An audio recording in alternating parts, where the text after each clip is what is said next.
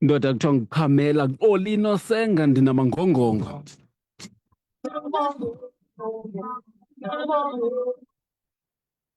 Pamela ke usibeka phaa kwimizuzu ngokwelishumi bethile intsimbi yethoba kwivukane FM. Siyabulisa kangangoba sibulela naphaa kumfana sevetli sebesithi amasiko nezithethe aphinda athe zolima umakhaya umfoka Mzambo. Imbadu le.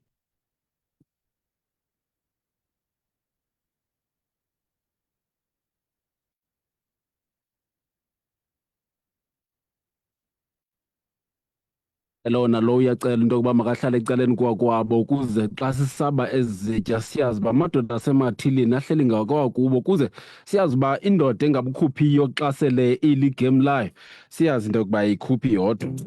Namhlanje ngolwesithathu ngumhla wesithathu kwinyanga yoMnga ngunyaka wama-2025. Siwugqibile ke unyaka kuba sijonge ngaphesheya ngoku kunyaka wama-2026, 2026. Igega lomntu omkhulu ke lihlala kwaNduli, kulapho ndisuka khona nam ndingu-Asanda Maliwa. Imbadu le siyaphaa kuthulanja ngentsimbi ye-12 kulapho sawuthatha i-emera yethu sifike siyithobe kuba umsebenzi sabe siwugqibile.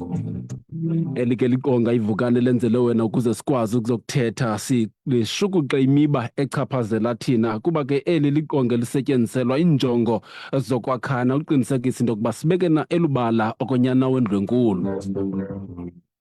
Umbuzo ngokuba iinzame ezenziwayo zizigaba ezisohlukeneyo zorhulumento ingakumbi kwimiba yololuko kungaba oko kuntama amabatha esinawo kusini na siluluntu singamakhaya njengabanikazi bolwaluko. Ndithetha le nto kuba ikomiti yesikhawu ejongene kanye nale miba yolwaluko phaya kwipalamente yephondo iza kuchwechwa ityelela imimandla ethile kwiphondo eli leMpuma Kapa. Oku kuzokwenzeka ukusuka kumhla wethoba kuya kumhla we-12 kule nyanga le sikuyo. Kodwa kuqwalasela banzi loo miba kunye neminye ngomnxeba sibambe kanye usihlalo wale komiti nguye uMtungwa Mlibo kaQhoboshiyane. Mtungwa, enkosi kakhulu, siyakwamkela kwesi sithili sikatshonyana. Siyakratya ke kuba noko sesingamakhongo makhulu side siphumele nangapha kwemidayeli. Bayethe bawo. Mandikhahlele, ndinethemba into kokuba ndiyavakala kakuhle. Ndibulise kubaphulaphuli abamameleyo ngeli xesha. Xa sawuke sidle nje le mbadu ndisazi nje into kokuba ukuxakeka kuphezu kwamagxa endoda ngolu rhatya. Kodwa ke mayibe licama kwelihle siqhuba umsebenzi wokwakhiwa kwendoda nokwakhiwa komntana, ikrwala nomfana ngendlela efanelekileyo yekhaya neyintsingiselo yesiko lethu. Bayethe Mtonga, nangona indoda esuka phaa enkungwini ye-Misty Mount, kodwa ndiqinisekile into yokuba uza kusakhela umkhanyo kusuku lwanamhlanje. Uya kuba inkwenkwezi ukusikhokela kwintsusa, kwisizathu kunye nentsingiselo yoku siza kuthetha ngaso. Okokuqala masithethe kwindlela esebenza ngayo le komiti, kwintsusa yayo, kuba ndinombuzo rhoqo mihla le nangaphandle kwexesha okanye ngaphandle kwesizini le yolwaluko. Ndihlala ndizibuza uba kwakutheni ukuze kubekho ungenelelo lwaseburhulumenteni kwimiba echaphazela thina singamakhaya, echaphazela thina sizizwe, efana nolwaluko olu.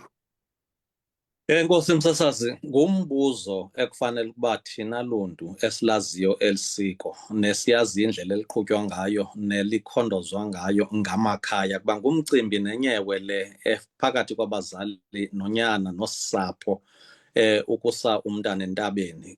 Kwenziwe zonke iimfanelo zakhe, alungiselele umntana, anikwe amazwi, axhotyiswe xa izawuhamba le ndlela.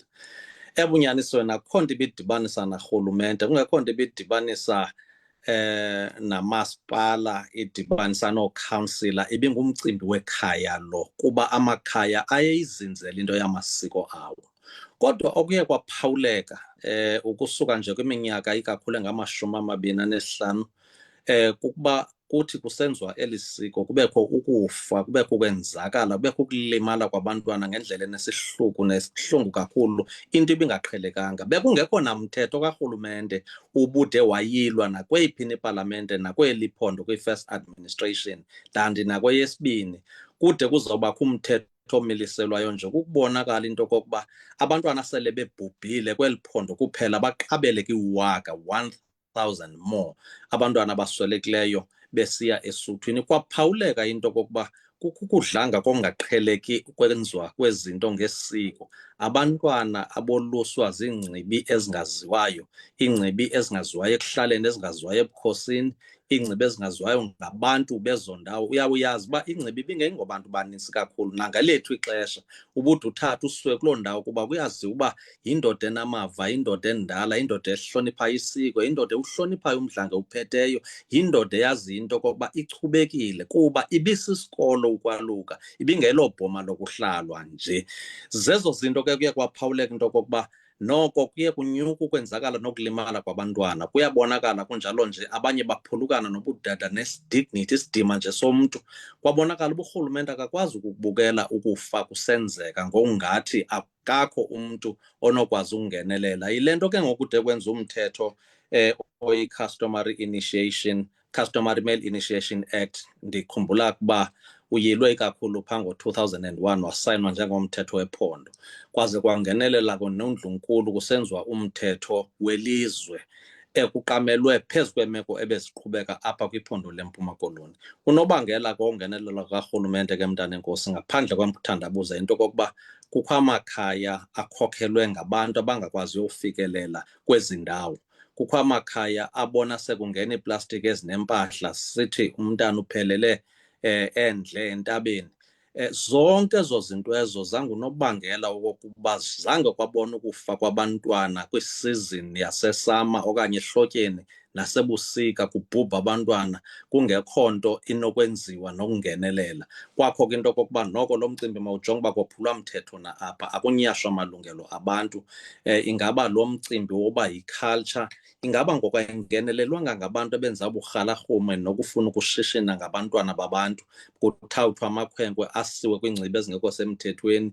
Yiyo ke le nto ke kwafuneka kwenziwe i-formalization, kwenziwe izi-structures ezizokwazi into okokuba zimonitharishe, zikhangele, ziye zibone, kucelwe iingcibi ziyobhalisa zaziwe, kucelwe namakhankatha afundiswa ukwenzela uba olo qeqesho lokujonga into okokuba bakugqitywa abantwana ukusetyenzwa bazawukwazi uba batye ntoni, kuba sinamaxesha angafaniyo nabantwana abangafaniyo ngokwemizimba. Zonke ezo zinto ezo nezifo zanamhlanje zibangela into okokuba makuvumeleke izinto ebezingaqhelekanga uvumeleka xa kubhekwe entabeni. Yiloo nto ke ngokuna kukho imithetho nemigqaliselo yokokuba noko makubekho into elandelwayo nemanto amayaziyo nemayihlonitshwe engumthetho apha ephondweni.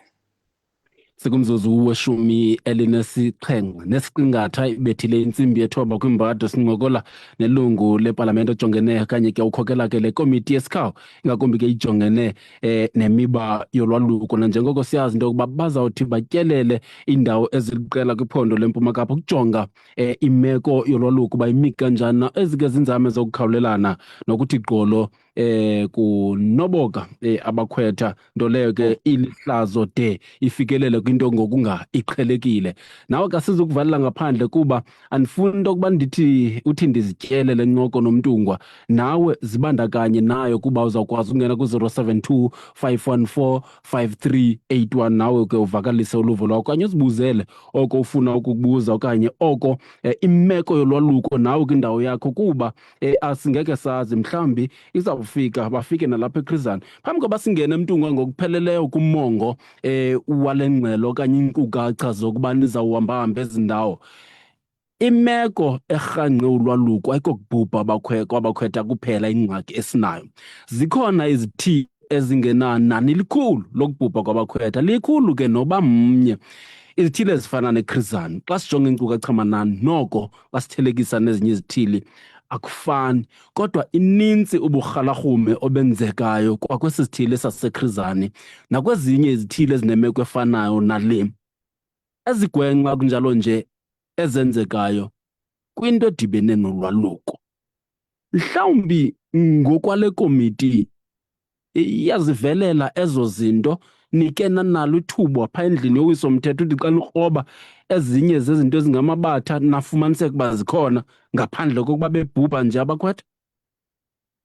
Enkosi msasazi, kwakhona yinyaniso le uyithethayo. Siphawule into okokuba apha koSosuthu abantwana, umzekelo ukuya phaa emampondweni, bolusana bebancinci bebodwa kungekho mzali. Wawukhumbula uba kukhe kwakho ixesha lokokuba lithiwe xa isiko lokwaluka kulawa macala Ngoku into esiyiphawuleyo into yokuba abantwana bahamba izikolo bayakwazi ukuzifundela ezi zinto, bayayibona into yokuba tyhini xa uyindoda unamalungelo owafumanayo. Babe mhlawumbi ooyisemkhulu nooyise bengazange balihambe eli siko.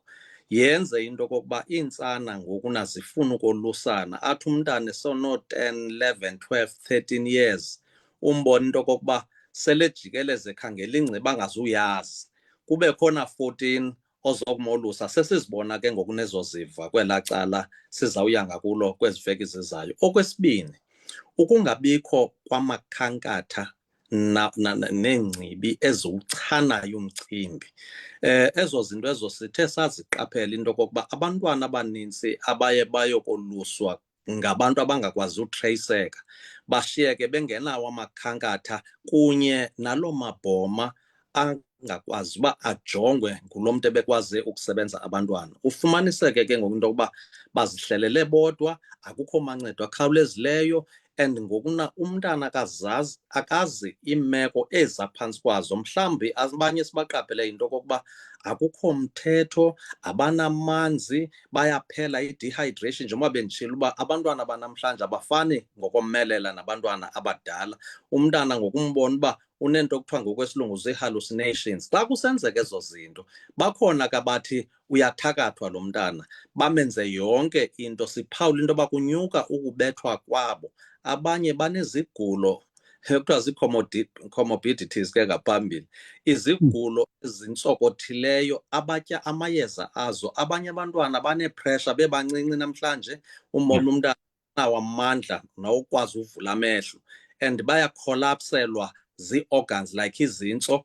Zonke ezi zinto siyaziqaphela into okokuba aziqhelekanga. Kwezinye iingingqi msasazi, noxa ubona uba ababulawa yimeko yolwaluko, kodwa uburhalarhume obukhulileyo ekuhlaleni kwethu, uve kuthiwa kungene abantu ebhomeni bathatha iifowuni bahlabana. Into entsha esiyiqapheleyo ngoku into okokuba imiguyo eyenziwayo phambi kokuya entabeni, ndiboniswe namhlanje njengoba besidibene nenkosi kwindlu yazo, amanxeba, iinkenkebula zakalisana ngobukhali, abantu besazahamba indlela yesiko. Kwezi ngxelo zizawudizwa mhlawumbi ngomphathiswa apha ezintsukwini, sesivile ngoku isaqala isizini uba sebekhona abantwana sele bephangelele ngawo lo mzuzu. So zizinto ezixabisayo ke ezi esithi ziyabafuna abazali abaqotho, ziyawafuna amadoda, ootata omncinci, oomalume, sibambisane ngabafana nangabantwana kuba balikamva lamakhaya ngengomso. Bawungabikho abantu abadala, sishiyeke imbewu, siyazi binomsebenzi noxanduva. Siziqaphele ezinto zithethayo msasazi, inyaniso futhi. Ya, siphango kumzuzu wama-23 ibethile intsimbi ye-9 kwiVukani FM. Sincokola naye ke uMntungwa Mlibo kaQhoboshiya Shilo sathi ukhokelele kanye ikomiti ejongene nezokuphonononga indlela inkqubo yolwaluko ngokwemeko namagunya wayo kwipalamente yephondo leMpuma Kapa. Masilungise imicimbi ekhaya, sakubuya siqhubele phambile nenkqubo.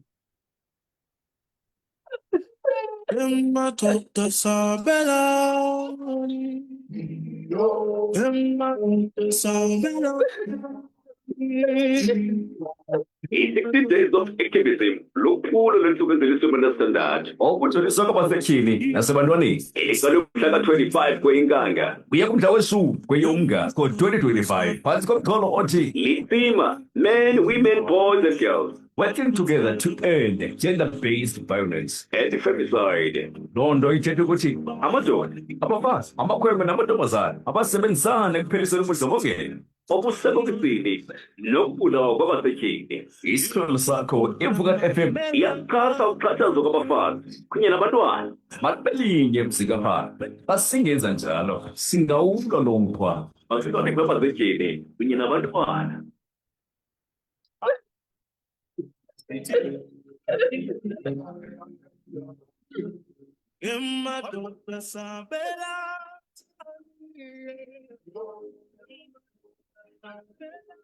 phaa ngoku24 nesiqingathi bethile intsimbi yethoba shilo sathi sincokola naye uMntungwa Mlibo kaQhoboshiana shilo ke sathi ujonge ngosihlalo ke wekomiti ujongene phofu ke nale komiti ijongene nolwaluko bazothi babe kanti batyelela kanye indawo eziliqela kweliphondo leMpuma Kapa nalapho ke bejonge imiba enento kwenza nolwaluko. Kaloku eliphondo rhoqo minyaka le lisoloko litshotsha entlangamanani okubhubha kwabakhwetha. Yile nto nam bendisithi olungenelelo lude lufikelele apha nje sibude phi thina. Nawe ndikuvalele ngaphandle kuba uzawukwazi ukuncokola nathi. Usendele ivoice note yakho ku-072 514 5381 kunjalo usitsalele umnxeba uncokole nathi.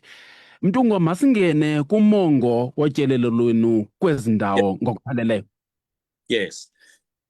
Emveni koba sidibene namhlanje kwindlu yenkosi nekumkani kweliphondo siye sathi xa sibonisana zacebisa inkosi into kokuba makuqalwe kwelaa cala laseBhayi kuba ebunyanisweni awafani ezingingqi ngendlela eziphefoma ngayo. Kuyabonakala uba phaa eBhayi noko ukusweleka ayonto idlangileyo njengoba ubukhe watsho nawe zikhona iingingqi ezingena le meko, kodwa ufumaniseka uba zineemeko ezingaqhelekanga zezinto ezenzekayo phaa emabhomeni. Sizawuba phaa ke ukusukela nge-9th yoma nge-10th sihambele ii-forums zaphaa ezenza umsebenzi omhle kakhulu, ezisebenzisana kakhulu nomasipala, zisebenzisane kakhulu nee-forums namakhaya nootata babantwana. Iyasichulumancisa ke loo nto, kodwa uyawuphawula into okokuba kuthe emveni kwezi nguqulelo zenzekileyo kule meko zooma-Amerika kwakho amaqumrhu ebekade encedisa ehambisa amandla njalo njalo. Zashokoxeka ke ezo zinto, kunyanzeleke ke ngoku into okokuba amakhaya wafani, kukho ke ngokuncediswa ekufuneka lenziwe kuloo mabhoma ngenxa yeemeko zobushushu obukhoyo neemeko zokujikeleza, le nto kuthiwa yi-monitoring. Amapolisa azawuncedisa. Lo mcimbi usenziwa ngabantu abangootata. Noba umntu ungugqirha noba uyinesi kodwa yindoda omXhosa uyayazi into yoba sakufika esuthwini kukho ingxaki mayikhawuleziswe. Uba sikufika umntana e-dehydrated eyoba ephela makukhawulezise kuthathe i-decision. Akuzulindwa msasazi uba kuyabonakala into okokuba sakulinda imini ye-funeral kunokuhlangula umphefumlo womntwana osezintlungwini ngelo xesha. Okwesibini, siwelele e-OR Tambo, sivene ke napha siyindlu yenkosi kunye nomphathiswa we-Cooperative Governance and Traditional Affairs into yoba ikhona intlekele eyenzekayo kwelaa cala lase-OR Tambo. Kuyabonakala uba nakule meko sesiripota abantwana sele benduluka nje sebekhona kwelaa cala. Isixelele ke loo nto into okokuba le meko yokokuba kuye abantwana abancinci bayadinwa msasazi kukulinda i-18 years aba bantwana. Kunjalo nje xa kuzawuthiwa umntana uyingcibi woluse abanye yena na-14 years aba bulusileyo bono-12 years iyakuxelela. Okwesithathu, sifuneka sijonge i-rescue centers. Sawufika abantwana bekwi-illegal initiation school okanye kwibhoma elingekho semthethweni elingenamntu ulijongileyo, kuyanyanzeleka elo bhoma elo lichithwe, bathathwe abantwana basiwe kwiindawo ezibekelwe bucala, bazawufumana i-attention ekhawulezileyo okokuba bona basinde babe nexesha lokujonga. Zikhona ke iinkosi ezifana noba uMditshwa ezivule izindlu zokunceda abantwana abahlangulwayo kule meko, kuba siqaphele into okokuba ezi illegal initiation schools zithatha ziyobekwa ezinzonzobileni zibhekeliswe ebantwini. Wogqiba uba kukho nkathalo umntana aphelele kuloo ndawo, uve sekufakwa nje iripoti yokokuba uye waphangalala esesuthwini. So zizinto ke ezi esivene ngazo into okokuba ngezi ntsuku kule veki zayo sizabe silandela ke kulo mkhondo ulolo hlobo. Ukhumbula msasazi into okokuba kumnyaka nje ka-2016 ewodwa kwasweleka abantwana abayi-382. Zizinto ezi ayiso-statistics nje esi soba kubhubha abantwana abangama-382 kunyaka omnye. Kunyaka olandelayo abantwana abaluzayo kuloo 382 eyaswelekayo baluza ubudoda babo baqabele kwi-113, 130. Abo bantwana namhlanje xa unobala nje ukusuka kulaa minyaka bathule bathe cwaka. Abanye babo bahamba nee-catheters apha emizimbeni yabo bephethe izixhobo kuba kaloku kuphelile into ebebeyilindele ebubudoda nokwakha imizi yabo neentlanti babe nabantwana nee-families. Siphawule ke ngento okokuba ekukhathazekeni kwemiphefumlo yabo. Abanye abaxeleli nabazali ba-withdrawn, baqalise ke ngokuba nee-tendencies ezi-antisocial. Umbone umntana esenza izinto ezingaqhelekanga kuba engasiboni isizathu sokuba phinde aphile kweli lizwe. Zizinto ezibuhlungu ezi esithi xa usenabantwana nje abayi-113 ngo-2016 iyakuxelela ubusuka ngo-2016 uzoma ngo-2025 inoba imeko yabantwana abaluswe ngendlela engafanelekanga, abangakhange bahoyakale, abalimeleyo, abathe cwaka, abathe zole bewenze lo msebenzi mhlawumbi kungekho mzali uyaziyo. Zezi zinto sithi noko akunothuleka. Sihamba nje sesithetha kunye neDepartment yakwa-Justice nee-magistrates into okokuba ukhona mhlawumbi umntu omdala onegalelo lokuntlonta abantwana abalimaze, kuba nayiphi na indignity okanye ungahloniphi omnye umntu kuqala ngokuba ufuna usebenzisa mhlawumbi isiko, kanti uyokwenzakalisa umntana omntu unaphakade. Uthi ubabona abantwana berhuqa iintambo beyozixhoma, ubone izinga lemisindo nengqumbo ebantwaneni abatsha, kanti abantwana baxakwe kukhowupha nesituation abafakwe kuyo ngabantu ebebefanele uba babahlangule kule meko. Yiyo ke le nto siza kuyijikeleza. Asenzi into ingaqhelekanga, sizawuhamba ngomthetho wesiko lakwantu lokuhlonipha umsebenzi owenziwayo. Azizuhlubana izidima phambi kwentshaba zokokuba abantu abamnyama boyiswe lisiko. Sizaliqoqosha, sizakulikhusela, kodwa into esingazukwazi ukuyinyamezela kukuba sikrazule imiphefumlo yesiko lethu esikhule ngalo nathi, sangena kulo, soluswa, sayalwa, saxelelwa sangamadoda, ze kubekho abantu abazawudlalisa ngeentsika zelizwe ezilandelayo kuba sisithi hayi lisiko elakho nto inokwenziwa. Akho siko olubulalayo msasazi, akho siko elithi makuthathwe abantwana, akho siko elithi hambokolusa umntana umntu kungekho mzali uthatha isigqibo kuba xa ungena esikweni awunolenza ungumntana uwedwa. Zezi zinto zizafuna singqinishe ngengqiqo.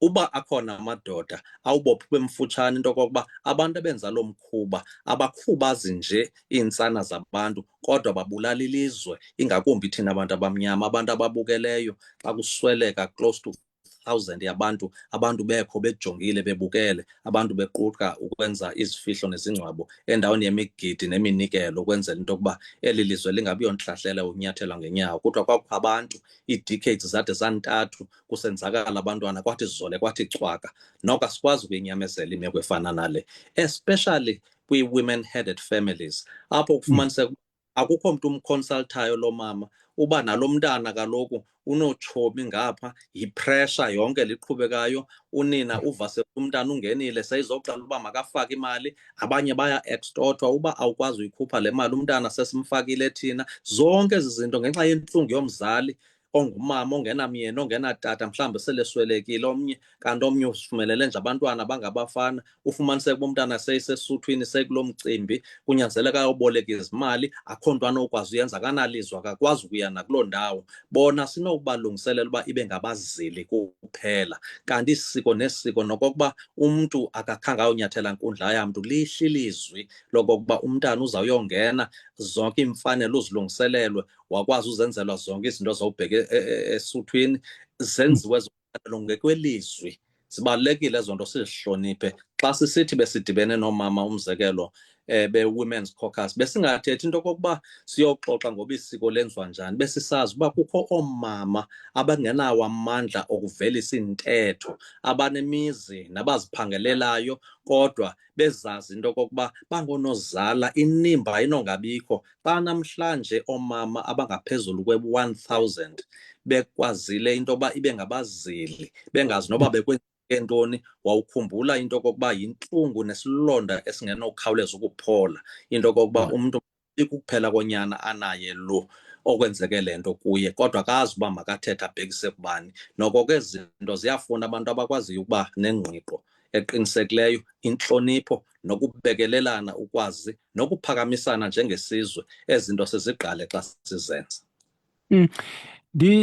Ndike ndabuza kwenye yeenkokheli zemveli kule minyaka edlulileyo Mtungwa, xa uthetha kanye ngamakhwenkwe aphulukene nobuwona bawo apha eminyakeni.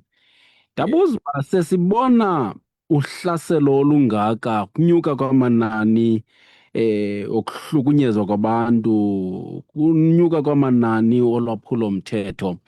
Ndabuza uba baphi aba bafo rhoqo akukhusha iinkcukacha manani xa kugqibodlula isizini kuthiwa banga abaphulukene nobudoda babo. Ngaba abanangqumbo na? Ngaba abonzakalanga na?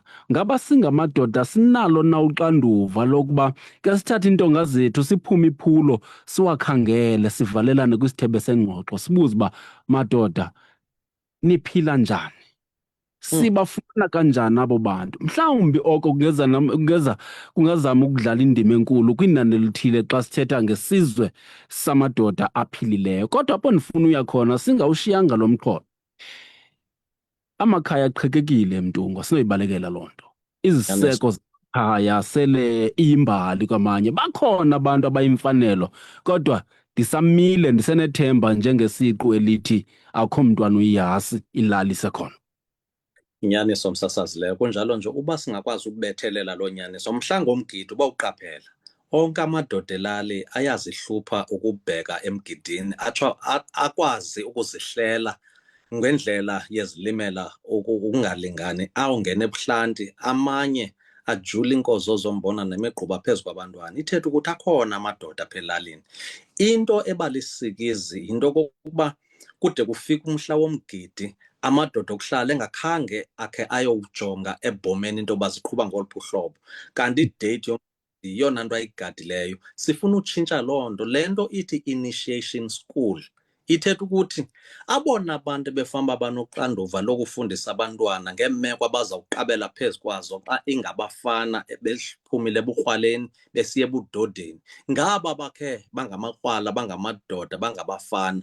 Kodwa into esiyibona sinikezele ngezikolo ebantwaneni abangakawuchani umcimbi, abangayaziyo uxanduva, abangafundiswanga into okokuba ubudoda buya kweliphini icala, abangakhange babonise into okokuba intlonipho ingqi, ukwazi ukuqonda ukulungiselela ilizwe nekamva elizayo kufuneka nazi imbekelelo. Bekufanuba ngokomthetho wasesuthwini usosuthu ophilileyo uyayazi into okokuba amadoda akhe anyathela apha kwezi ntsuku zingamashumi 30 ngamadoda aneentlanti, ngamadoda aneenkomo neegusha, ngamadoda ayazi into okokuba abantwana bayafundisa into okokuba ngumntungwa lo, ngunkomo, lihlubi lingelengele, ngucacambane, ngudabula edizeni. Wawuzazi ezo nto ezo zokuthoboza, wazi into okokuba wakubizwa ngoloo magama zikhona into ongazukwazi ukuzenza, uhluze uqiqe, wazi into yokuba ababethwa amabhinqa ngabantu abayaziyo uba ngabantu bokubakhusela. Ziimfundiso ezithande ukuba zingakhokheli ngeli xesha. Sifumaniseke bebhomeni abantwana bayothwesa ubulumko bokwenza izinto ezimbi. Xa bephuma phaa bengene bengazange bazibona iintsangu, baphume bezingcwithi namatola okuchana, izinto ebezingakhange babe bafanuba abazifundisiwe ukungazenzi. Baphume bezingqwayingqwayi zokungahloniphi abazali, zokungahloniphi abakhuluwa, zokungabi nabhuti, zokungabi natata, kuyatshaywa ngumntu wonke, nomdala nomncinci.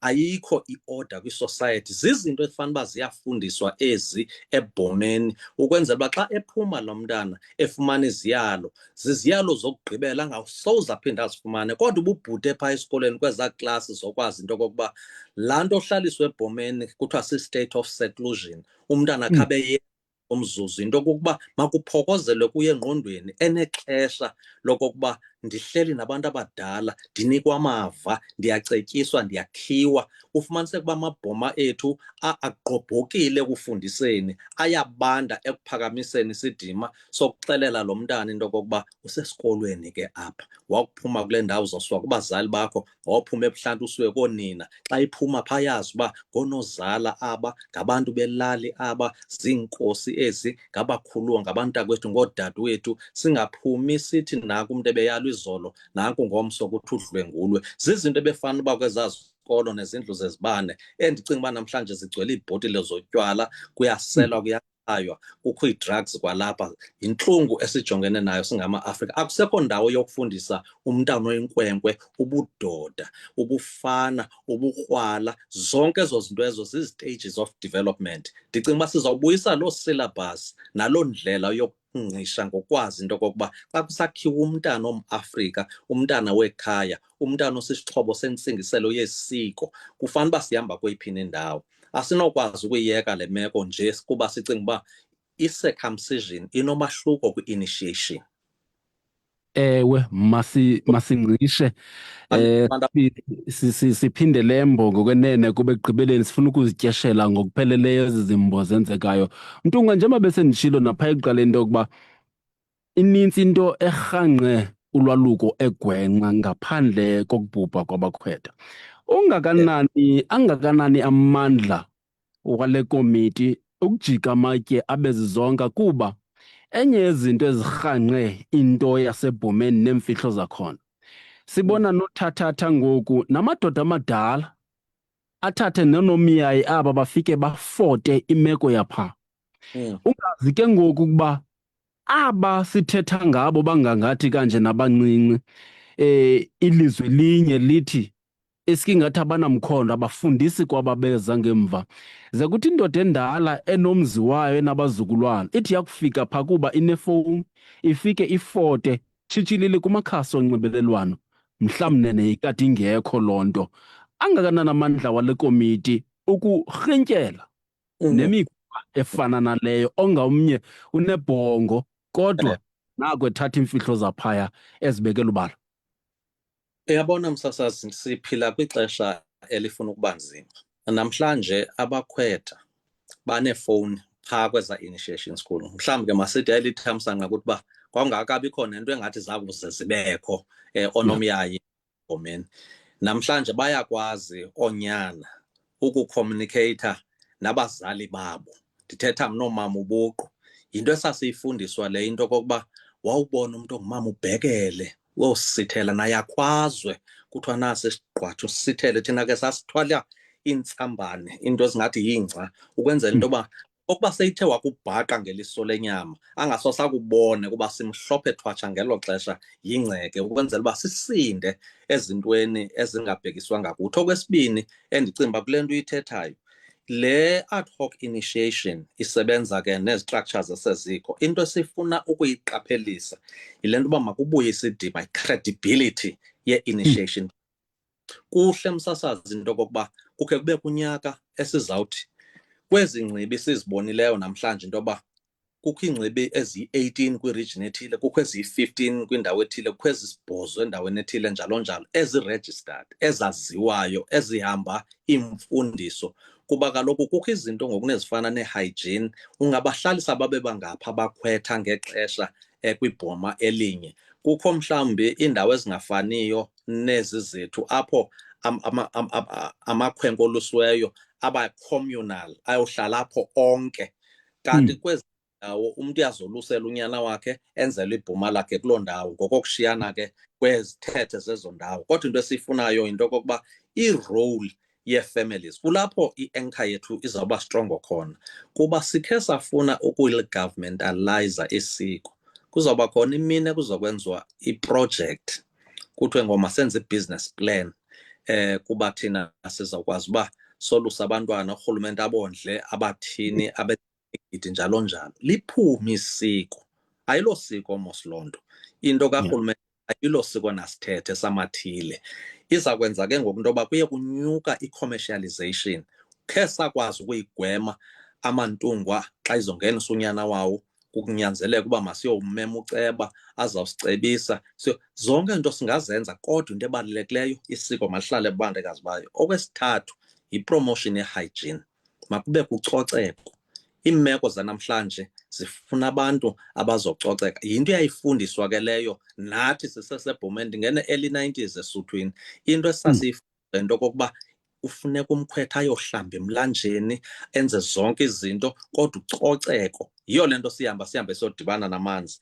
I-management ye-initiates, abakhwetha aba bayamanejwa, kujongwa imiqolo, kujongwa imva kwendlebe, kujongwa iintloko zabo, akukho konakala nababethwangana. Kufuneka usosuthu oqaphelayo ozovuka ekuseni ababuza impilo. Siyawazi kumthetho wapha, sizozichaza zonke ezo. Ziyo le nto ndithetha njengeento ezinormal, into okokuba zonke ezo zinto ezo zisekubeni ulimaneja njani nibhoma lakho. In practical terms, that is a clinic.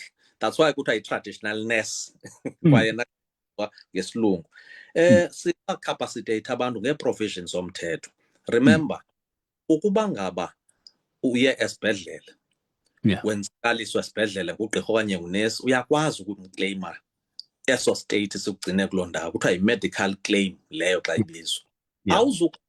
Abantu abazokwenzakalisa abantwana babantu bade baqabele ngapha kwama200 ukuya kuma800 bebalimaze into yoba bangaze baphinde bakwazi uba babe ngootata bamakhaya abanesidima wogqiba kuthi cwaka. Irole yeHawks ingaba iimajistrate zethu ziyawuqonda nomcimbi xa kusenziwa le mithetho, yenziwa sithi imithetho ikwazi ucalula kakuhle into yokokuba elona tyalo lophuleyo linje nakanje nakanje nakanje, ibe yi-interpretation yomntu ohleli phaa enkundleni ukuthi wena ulimaze isidima somntu, kunjalo nje nantsi isentence ekufaneleyo. Sebekhona ke ababanjweyo abazingcibi bayovela kwiinkundla zomthetho, abanye babo sele begwetyiwe, siyayazi loo nto.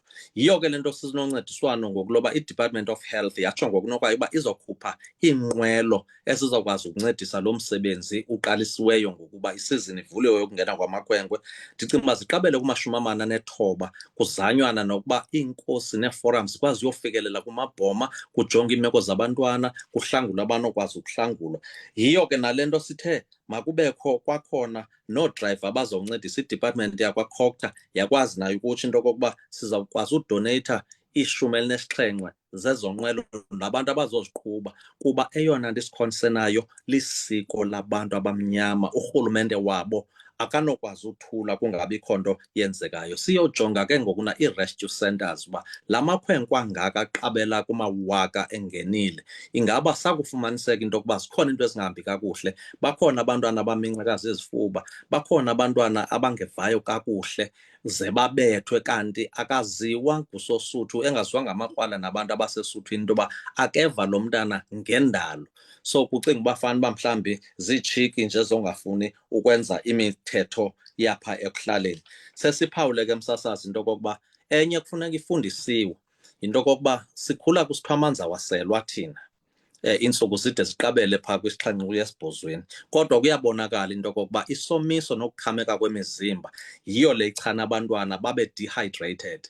Akuba dehydrated umntana abe ne-hallucinations, umntana aqala abone izinto ebekade engaziboni, eva into ebefanuba akaziva, umbone uba ufuna ubaleka, kuba kaloku umzimba uyareacta, uyazama ukuzikontrola ngokwawo ngokuna usenamanzi. 60% yomzimba wakho njengoba msasazi undibuza apha ngamanzi.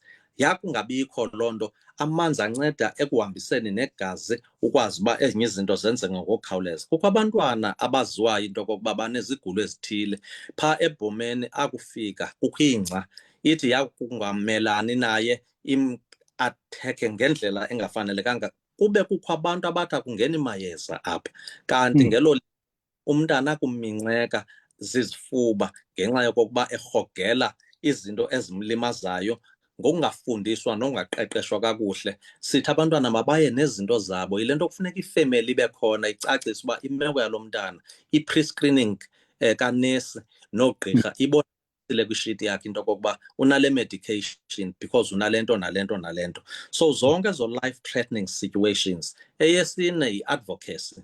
Sifundise abantu, sithethe kumaqonga afana nala, sithethe kooFacebook ethu, sifundise abantu, sithethe namakhwenkwe. Off season kungenwe ezikolweni, kuyiwe ezicaweni, kuboniswa abazali uba nantsi indlela yokwenza lo msebenzi, nantsi into onokwazi ukuyilandela. Into yokubethwa ne-abuse ethande ukudlanga yenziwa phakathi kwezinye zezinto yimeko yokungamaneyjwa kwesikolo. Akho principal, mandiyithethe phandle, wonke umntu ola usuka nje kwakho umntu awubona into yoba mandihambe ndishushu ngokuna mandiyopholisa phi, akhangela ibhome lokufutshane. Ukunyuka kokusela kotywala, ii-substances, ii-drugs ezifunyanwa kula mabhoma ingummangaliso. Kodwa ndinobakhuthaza abazali msasazi into yokokuba uba ootata bayakwazi ukuya, ewe andinoyigatya into yefowuni, kodwa okubalulekileyo ayikho nto uba ufike ufote ebhomeni. Into ebalulekileyo yimfundiso mawuyishiye. Siyayazi bootata ngoonyana babo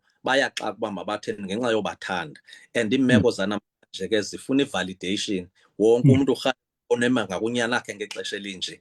As long yenza loo nto une-level yokuhlonipha, usazi into okokuba abantu mabayazi uba ine-sacredness, inobungcwele, inobunyulu, inendlela zokuba ezi zinto sithi zimfihlo zezi zenza abantu bakokwethu bakwazi uziqhayisa ngazo into okokuba sifundiswa into ezithile eziphelela kulaa ndawo. Akukho lizwe lingenazo imfihlo, ii-confidentialities nee-secrets zalo, kodwa ezo zinto kwenzakalisa izinto zokubumba isizwe, zokubumba umntu, zokwakha umntu, ze naye koonyana bakhe abaxelele uba le into uzukwazi ukuyigcina kuba lisiko oyokuliphatha ngesandla elinesidima.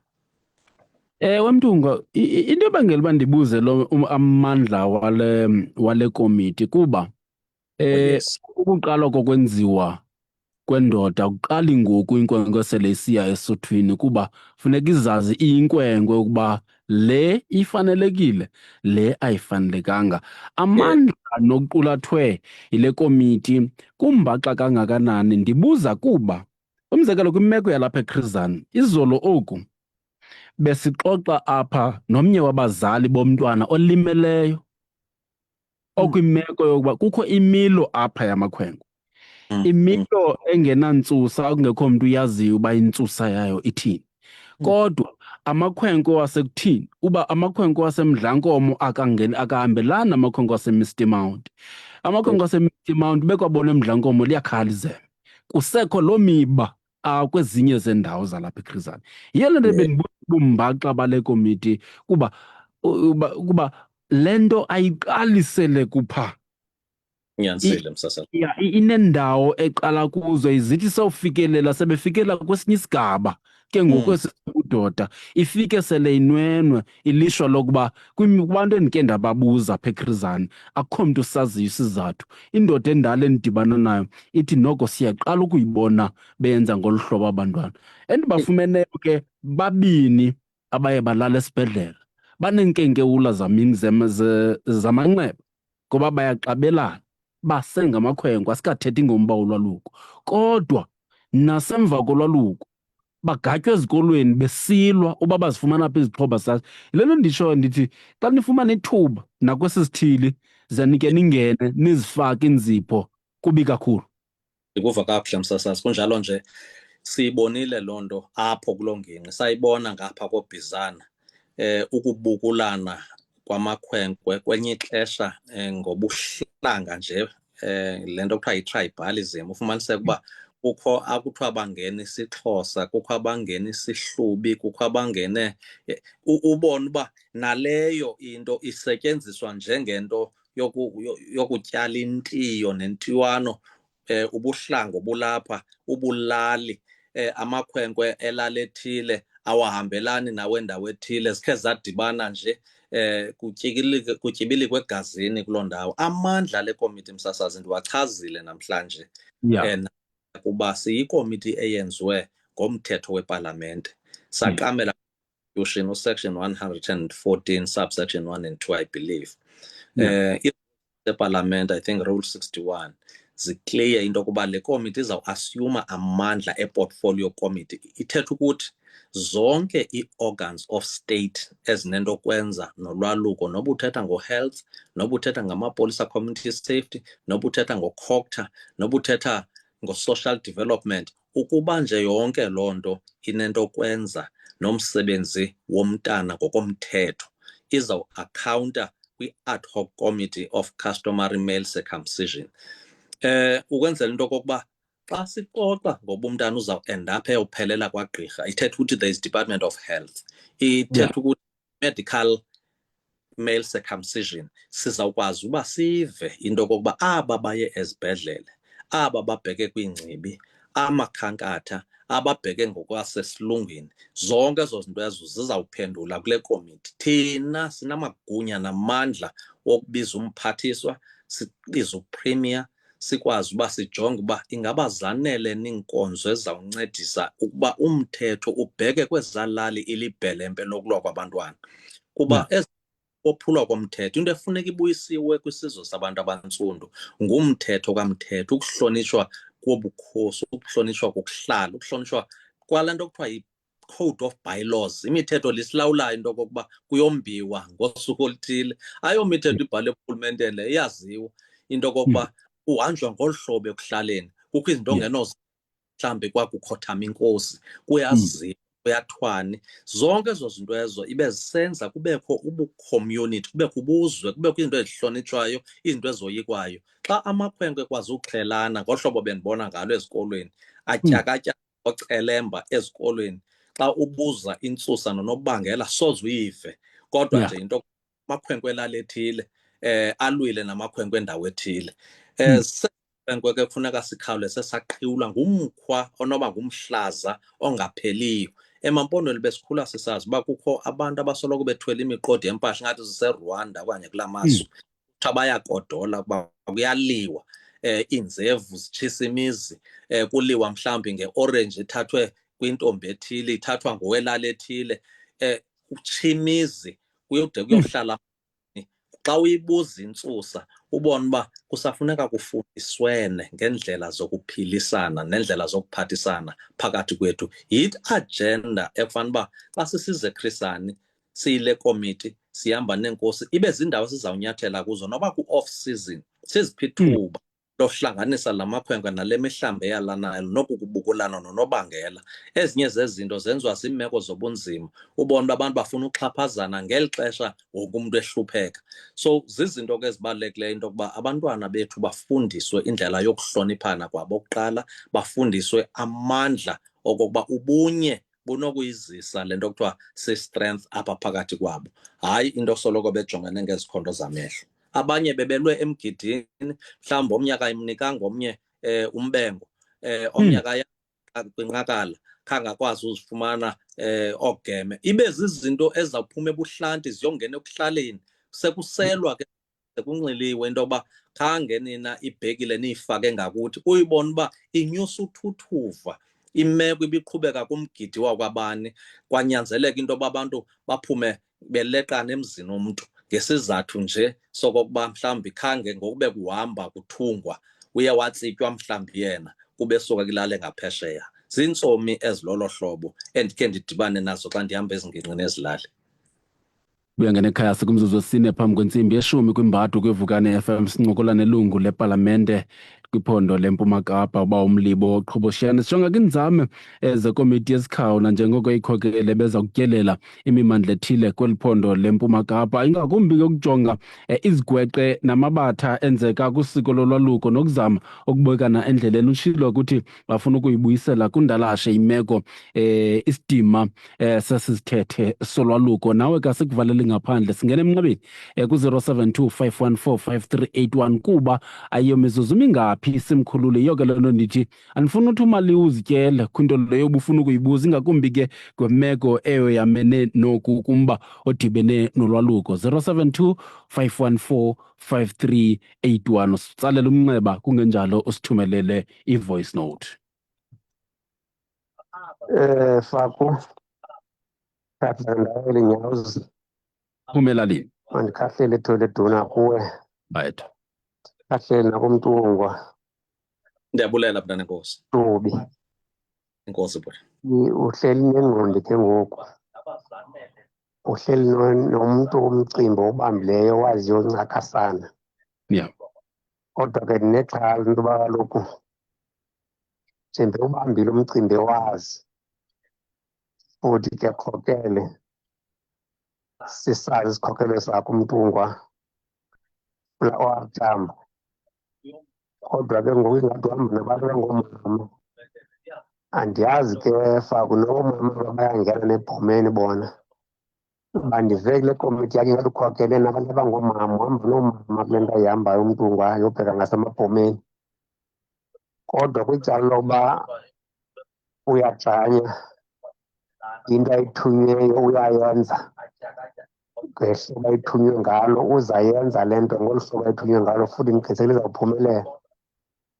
And ndithembe lithi akuphinde kufike kwankwenkwe eme ngokwakhe ebekwa ngumphathisi wakhe kweli sebe lakwa-Local Government Social Affairs, wayebambile. Futhi ke waphuma ndiqonda uba mandihlala ngaphuma ahlale, bekumele uba usephana namhlanje nangoku. Samuthi ke Faku makhe sibulele sithi enkosi Mdungwe siyabulela ngawe Enkosi ngoba mntwana. iParliament ichonga ithi khawukhokele kujonge la makhwenkwe uba aphethwe njani kula mabhoma zezinkosi bayathi umelalini apha encoko. Enkosi mntwana. Pelalini ungene edolophini siyabulela tata. Funa ke Mtunga ukuyiphendula ngokwam le ndawo. Ifuna ingcaciso yakho le ndawo yomama. Ubuyicacisile ke kodwa ntlandlolo. Nobe bengakayivuli iredio. Hayi kaloku umsasaza oomama zange baye ebhomeni bendide ndatsho abakazuya ke. Inye into into kokuba apha epalamente kukho ikomiti ekuthiwa yeyoomama bodwa, Women's Caucus. Into ebendiyithetha into kokuba banoxanduva amabaludlale kuba kukho mama abaswelekelwe ngabantwana esuthwini abangafana ntuthuzelo ngokushiywa ziinkulu zabo ngendlela enesihluku soba umntana ethathiwe wayokoluswa yingcibi engaziwayo nangootata. Abo mama ke bahleli. Ukhe wamva omnye khala apha ezintsukwini into kokuba wathula utata wasweleka unyana wethu. Xa umama engenamyeni engatshatanga kusenzeka izinto ezinje msasazi, masizifunde sizizikise sizicinge ezi zinto. Amfundise umntana ngemali ahambe eyibhikica njengomzalikazi, amthwale ezalwa neentombi lo mntwana kodwa inguye yedwa umfana. Ze kuthi ngexesha elifana neli kuthiwe lo mntana uluze ubudoda bakhe, azole umntana kuba efundiswe ukuba indoda iyanyamezela. Ayodibana naye umzali wakhe umntana sele erhuqa intambo eyokuzixhoma. Xa kujongwa uba lo mntana ebenento ebenayo apha icatheter ajinga nayo, kanti umntana abudoda. Isenzeka loo nto. Mhlawumbi abantu abangakazi experience ezi zinto ndikhe ndazibona ngamehlo. Ufika umntana ehlala nomama wakhe kuphela endlini. Uve xa uxelelwa ngoonyana bakho uba tata kukho into endifuna ukuyiqaphela, ndithetha owam ke ngoku endixelela uba kukho imeko enje, kukho umntana esimqapheleyo esikolweni uba akakho rayithi. Xa ndisiya kwelaa khaya ndifika kutyhini nyhani uyedwa, uzijixele endlini, unina angene, akho mntu ngutata ke ngoku. Kufuneke ngoku thina sithathe uxanduva loba sifowunele abantu abazawunceda le meko. Ziimeko ezinjalo ayilo bhoma elindithetha ngalo. Ndithetha ngomntu ongakhange afumane hoyo olupheleleyo wade wabe uyohlala endlini ehlala nonina ekukuphela kwakho okhoyo. Zizinto ke sasazi xa ukhobisa abantu abangoomama kwicala labo into kokuba kukho mama abafele ngaphakathi ngolo hlobo. Yiyo le nto uzawuthi naxa sewubona ngokuna ubuzibazana nendlela obuqhutywa ngayo kuzawufuneka nalapho kungaphonxukwana nesiko nokuhlonitshwa kwezo zinto. Kodwa sazi uba abantu baneemali zabo nemivuzo ngoku, banamabhongo neqhaya ngoonyana babo, kodwa kungabekwa iideyithi zemigidi kuba kukho imigalelo, kanti umntana yena kakalungeli into yoba yobekwa ebuhlanti kuba kungakhange kubekho hoyo nankathalo. Into ibifuneka into kokuba makonwatywe kubekho iziyolo. Yile nto imizi eminintsi ezinye ii-cultures kungabekwa deyithi kungakaziwa imeko yomntana ibinjani. Ziimfundiso ezi ezingafuni ibhoma, ezifuna wonke umntu ongunozala womntana uba wena tata nawe mama hlalani phantsi niyazi into kokuba ingcibi ke ngoku nasiyifumene mama kabani. Nokuba akazuya bhomeni kodwa amasiko alo mntana uzenzelwe into zakhe zonke, iimfanelo zakhe uzenzelwe imbeleko, kungabikho sikweleti. Ndithetha izinto zakwantu ukwenzela into yoba xa igqithiswa engcanyiswa enzelwa zonke ezi zinto, zizinto zekhaya ezo ezifuna abantu ababambiseneyo. Abanye kuqhawuke imitshato, bashiyeka abantwana bephakathi komama notata in between, kuyaliwa ngapha, akazi uba eyiphi into ezakwenziwa kula makhaya amabini, uza kwenzelwa ntoni kweli, ayokwenzela ntoni na kweliya. But ukuba ngaba oomama abakwazi ukuxhobisana ngee-caucuses zabo, bakwazi ukulazi igalelo labo kumcimbi, akho nto isasibayeni qha elwalukweni. Ndifuna siyifunde. Isiko lokwaluka liqali liphele lesibayeni, liqala ekhaya liphinde liyogqibela ekhaya. Isibaya yi-environment eserious kuba kulapho umntana khona endlalela isicamba sakhe, kubekho iibhotile, kubekho iimbhekile, kubekho amadoda azawuthetha amakhulu ukushiyana ngokwezilimela. Iyaziwa loo nto. inyaniso emasingayishiyi ngasemva into kokuba ukwakukhwa komntana kuqali ngela xesha liphele ngela xesha. Yile nto esiwa nakoonina babe namazwi abazowaphosa. Zezinto ke besisithi xa besihleli nabo nathi siyayibona into kokuba phaa kwelaa cala laseMaMpondomise sikhe sanento engaqhelekanga. Oomama abakhange bavume tu ngengcibi illegal kwathiwa anizungena ndawo. Lo mntu lo woluse abantwana bethu kuvale bona ezindleleni. So zizinto ke abantu abaninzi abangakhe bawahamba mhlawumbi amaphondo bazibona into eziqhubekayo. Into kokuba hayi akho mntu uzawungena apha, sivalile abantwana bethu boluswa ngungcibi ubani, kunjalo nje kutsho thina singabafazi balelali. Mhlawumbi lo mntana ungena uyisese egole ngekho nobakho. So funeka kufundiswane ngazo. Akho mama sizawuhamba kule komiti ndiyikhokheleyo, akho nomnye umama kuyo yonke la 14. Yeah. Masiye kanye silapho Mtungu. Njengomntu kobane ethetha namadoda asemathilini ohlukeneyo. Kule nto kuba ke ngosesikimeko yokungenelela kukarhulumente ukuzama ukuza nesisombululo. Apho kwezi komiti zifana nale uyikhokeleyo, mhlawumbi ngenye imini uzawuqhuba uMaliwa kwesi sikhokelo. uMaliwa akalukanga ngolu hlobo lwesintu. Oh yes. Iqale ke ngoku phaya xa nifika kuthi nisithi nenze oversight nithi niyojonga imiba ethile etshisa ibunzi ebalulekileyo. Sikhomba siyamazi uMntungu yena kodwa lo mntu hamba naye asiqinisekanga uba imeko yakhe ibisithini. Zama uthi ndandikade ndingayihoyi le nto, ndicinga uba yindlalo nokuqhula de ndabona ukutshitshiliza kwabantu bangafuni kungene nokuba ngubani kwizi ndawo besiza noncedo.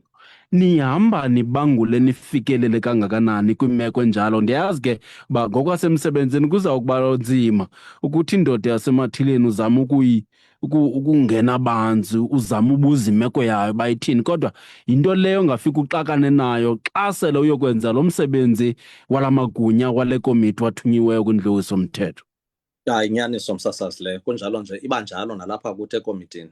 Apha ekomitini sinezindlu ngezindlu, uyayazi mos iParlament uba sivela ngapha nangapha. Yes.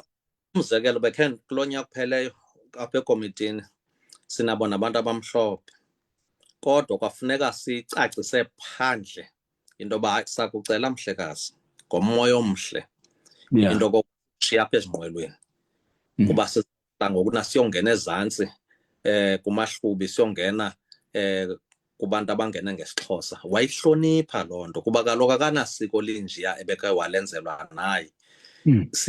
Nabaphathiswa qobo bakhona bebekhe beza pha ephondweni bengalihambanga eli siko, bafike baxelelwa into yoba nto zokuthi siyaqonda uba ningabaphathiswa, ningabantu abakhulu futhi le program niyenzayo iyanceda apha ebantwaneni, kodwa xa kufikwa kulaa ndawo anizukwazi ukudlula. Ndithetha mna ii-ministers ayihlonipha loo nto yenzeka. Siyibhale phantsi nakwi-ad hoc committee yethu into kokuba we shall observe the custom ngokwethu. Umntu uzawuxelela uba namhlanje siye endaweni ethile ke zinkosi, sizawufuna ke i-distance ethile yokokuba singakwazi uba siyofika sonke kulaa ndawo. Naxa sifika phaa kuyandumzelwa, qala uthethe ujongwe imeko, kwaziwe into kokuba sizawuhamba umgama othini, kuba kaloku amabhoma amaninzi ngenxa yeenkolo neenkolelo zethu ziba khona into zokungisa. Mhlawumbi yawundiva kuba ndifuna ukuthini.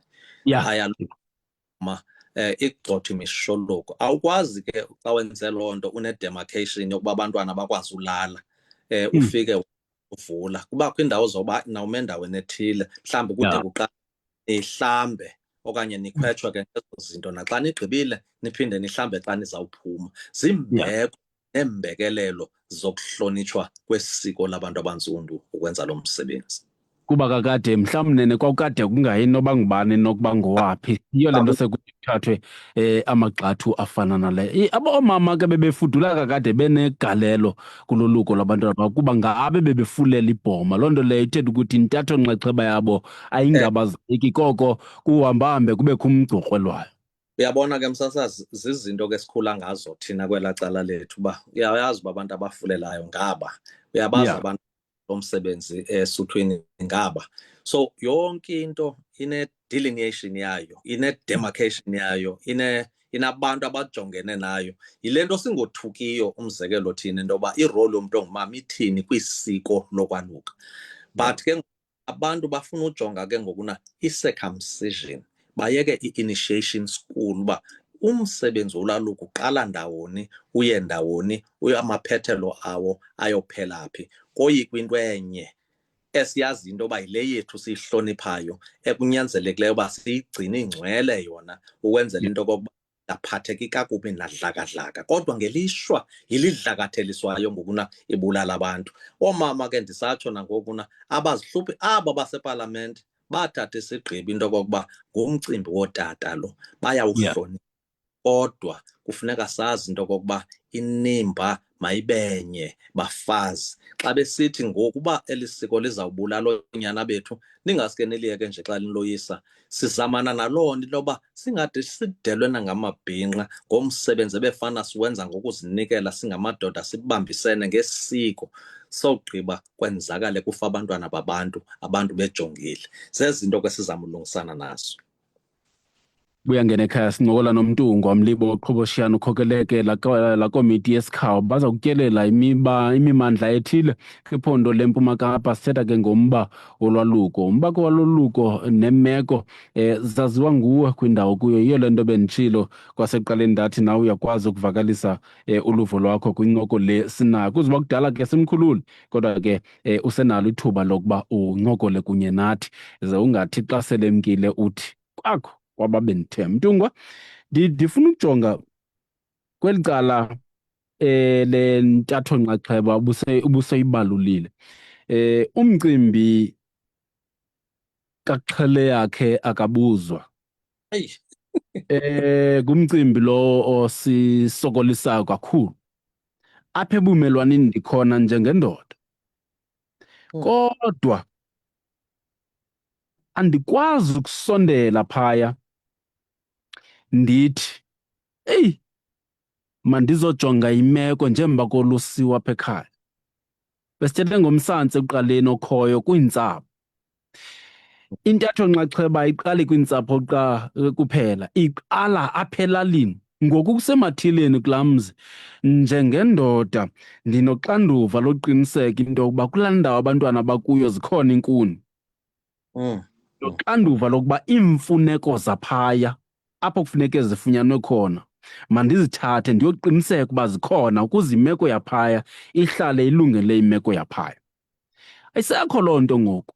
Xhele yakhe akabuzwa, njengalo mzekelo obuwenza wenkwenkwe ehlala nomama qha.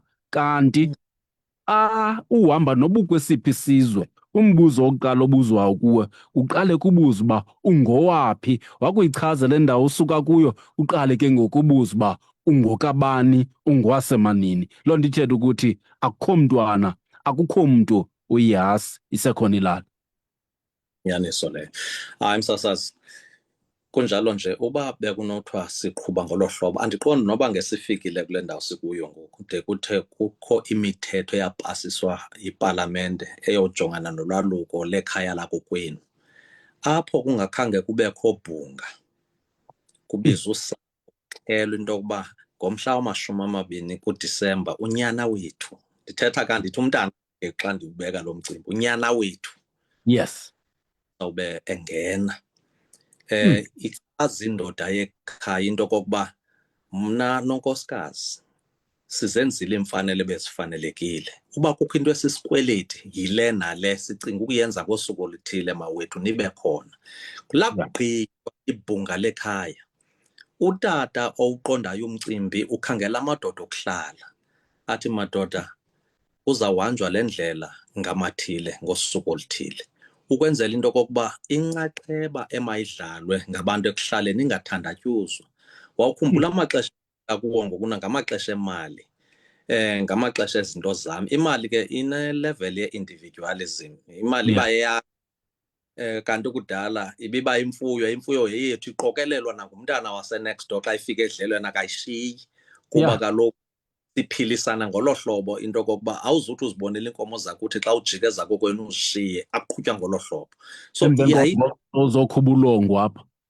uyabona ongenakwazi kanti nongenayo inkukhu uyakwazi ugabha ngosiba. Yeah. Zizinto azi ezo into okokuba ezi meko zintsha zokuphila, zokuphela kokwazi umakhelwane, kuqhawuka ifemeli phakathi, akukho moya wokuzakuzelana, akukho nto uyithi zihluphe ngokuxelela even izizalwane, oyisemncinci noomalume balo mntana, kuba kaloku ingqokelela yenkozo uzenzile wena ngokunokwakho, bazawuba zii-guests.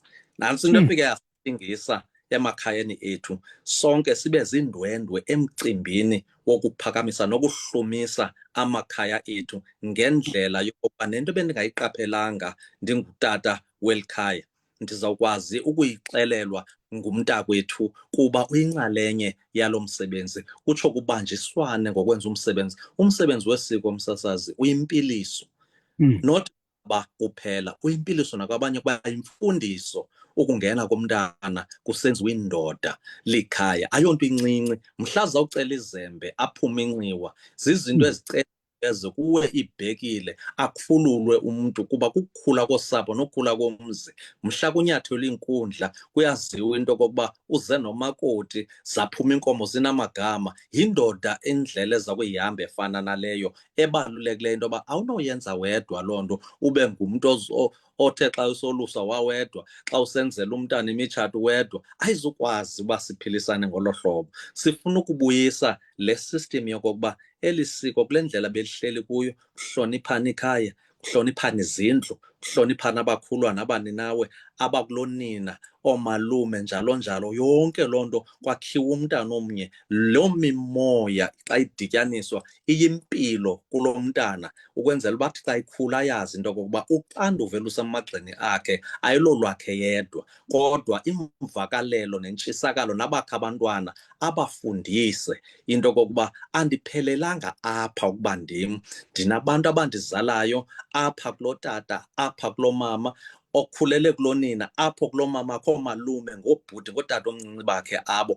abahloniphanike imbeko, abathobele ukwenzela uba bazokwazi umthobela ngexesha langaphambili. Uthetha kanye ngomcimbi obuyisela yonke into kundalashe apho sisuka khona.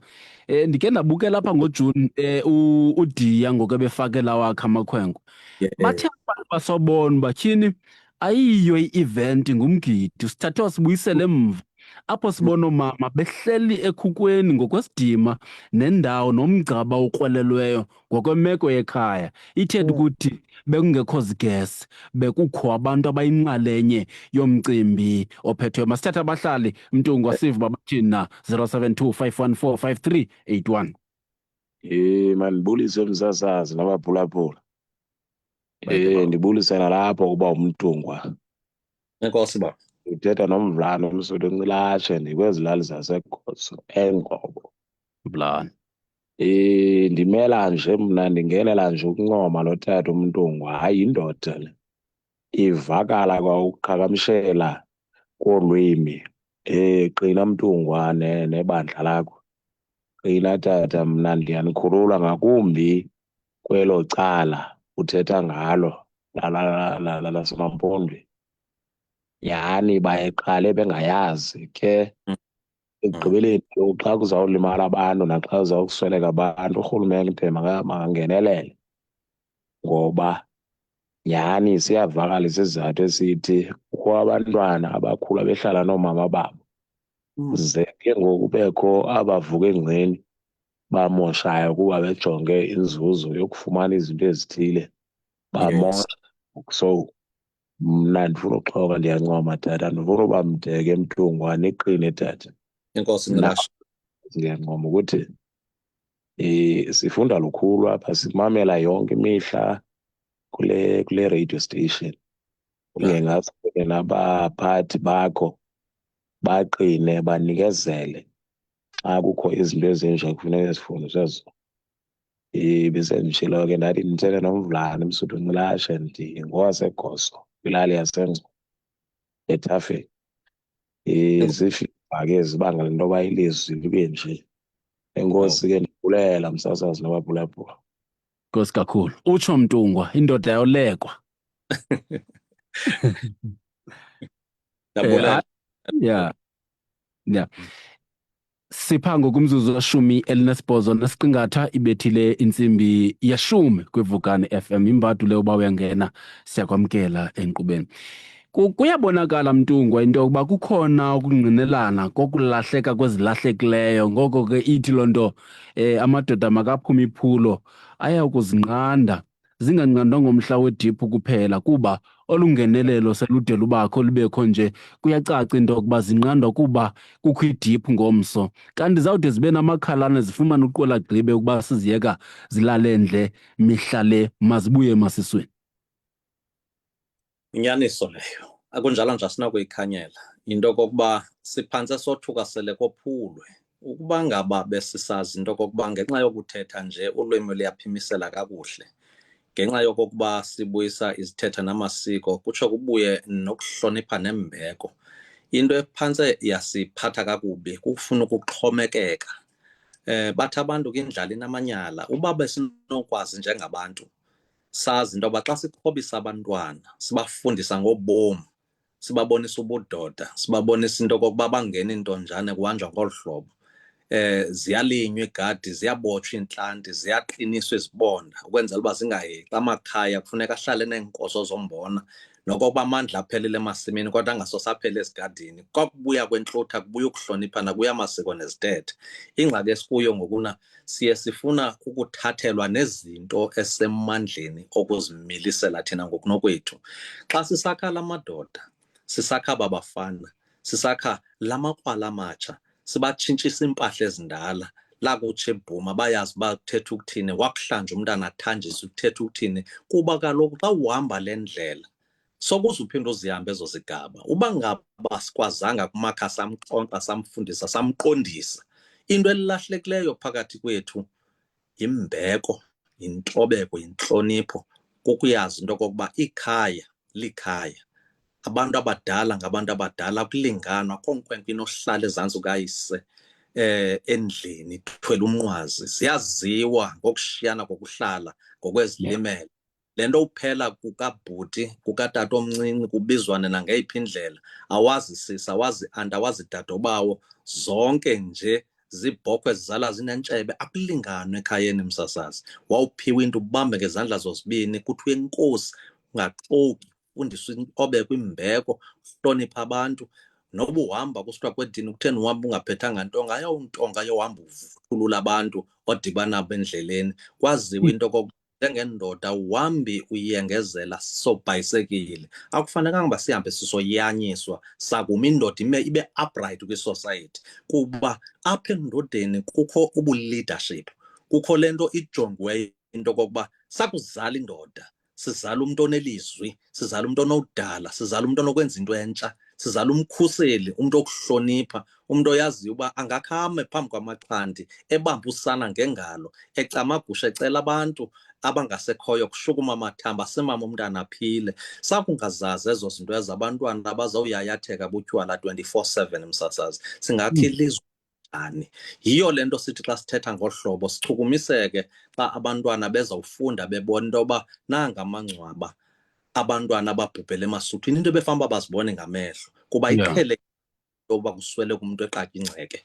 Ayiqhelekanga uba kusweleka umkhwetha eneentsuku ezisibhozo engenile esuthwini. Ayizo zinto ezisizwe ekufanele uba ziyekelele umxakatho. Iireyido ezikhokhelwe ngamadoda ntsundu zizinto ebefanuba sizihewule njengomsholuku. Ngokwasesintwini zizinto ebefanuba uba sithi sakuhlala singamakhaya sithi ezi mazihewule zigxothwe kuba zizisilishwa kuhlanga lakuthi, uhlanga luntsundu.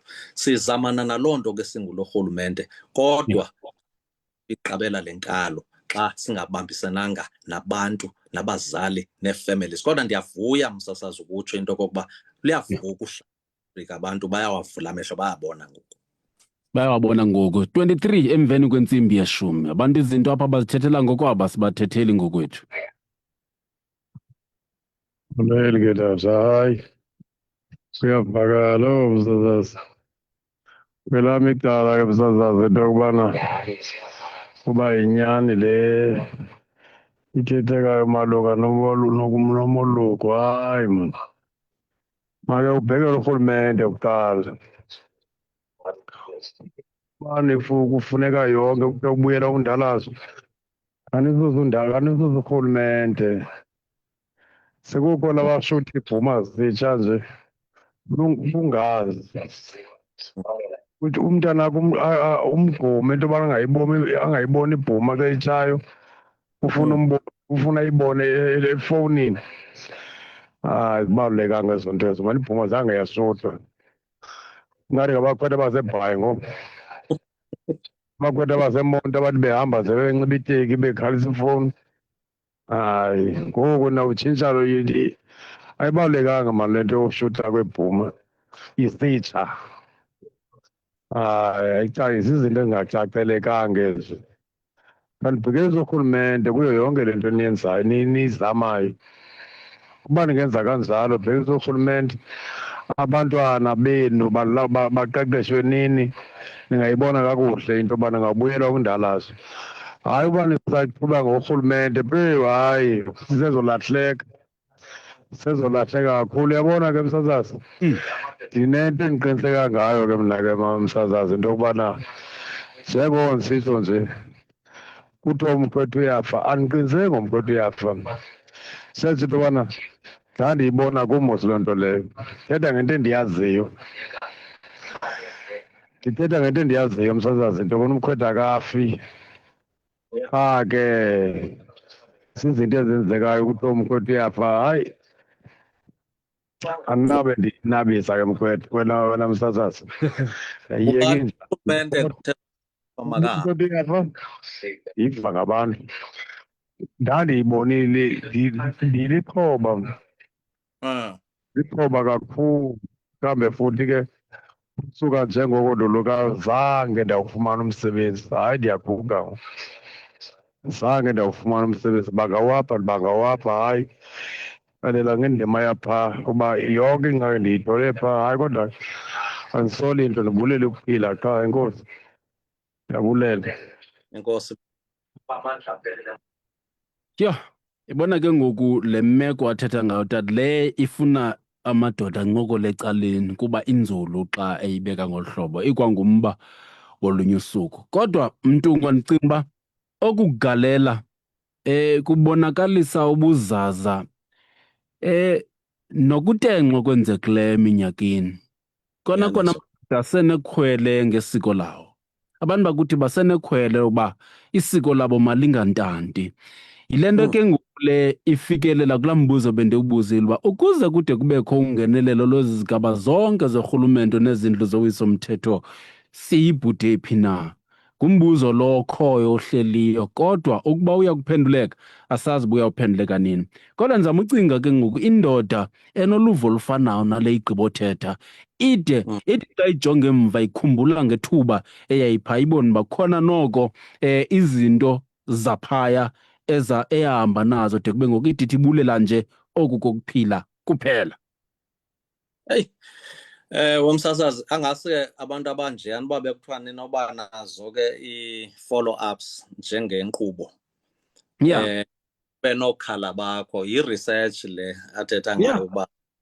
Okwesibini, andiqinisekanga uba singavumelana. Andimazi kakuhle urhulumente noxa ndikuye, ndiyindoda mnezelwe onyana nakoluka. Kunjalo ndathetha maxhantini akokwethu ndabayaleza.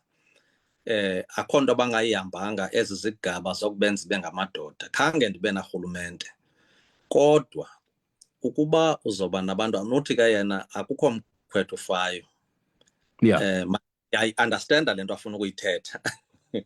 Kodwa inyaniso and practically abantwana bayenzakala, bayabhubha esuthwini, bayongcwatywa. Siyayibona loo nto iyenzeka. Into esingayirhaleliyo yinto okokuba kude kungenelela urhulumente kwisiko lasemathileni. Isiko lwakamvulane laziwa ngamaxhego namaxhegwazana noodadobawo belaa khaya. Ukwakhiwa komntana kwaziwa lelo khaya, nentsingiselo yokuthiywa kwegama lakhe wayengekho urhulumente, wamrejistarisha nje ukuba afumane isatifiketi ze kuthi mhla uyafunda afumane sokugqibela sokungabikho. Apha phakathi kwezo certificates zombini ngumntana sekhaya lowo, ufanele kukhuliswa ngendlela efanele ingqeqesho yelo khaya. Ngenxa yezi zinto zingenelelayo, into kokuba kubekho abantu aboluswa ziingcibi ezingabonwayo ezingenamagama, ootajey, kusumntana lengomso uyambuza akazi nobaeboluswe ngubani, akazi noba woluselwe phi, uthathiwe nje waphinda wawubekwa kuloo ndawo wabekwa kuyo, akukho relative, akho mntu azalwa naye kuloo ndawo, ahlala apho umntana asikade akhuphe inamba zefowuni uba makufonelwe kokwabo uze aziwe. Zizinto ezingazange zenzeke ezo.